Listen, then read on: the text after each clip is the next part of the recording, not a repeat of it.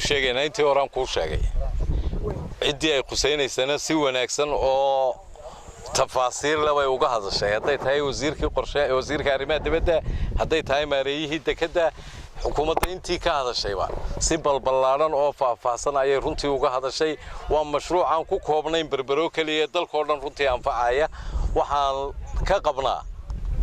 madaxweynuhu doorasho dooni maayo mana ahanin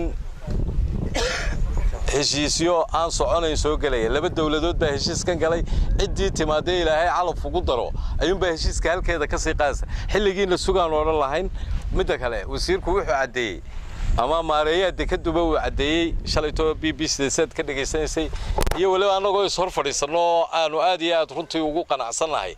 mashruucaas inuu yahay mid dalka wax tari doona uu yahay heshiiskan hordhac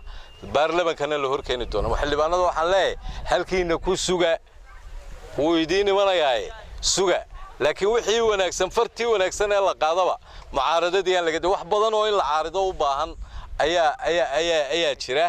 waxaad moodaa in mucaaradadii iyo wax qabadkii runtii dawladdu waxay u igman tahay waa dawladii aynu dooranay waynu dooranay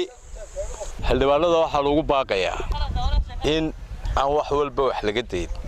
dawlad baa heshiis lala soo galay heshiiskina wuu idin hor iman doonaa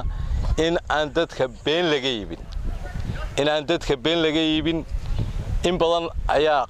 ka naxsan ama diidan war cadowga dalka eega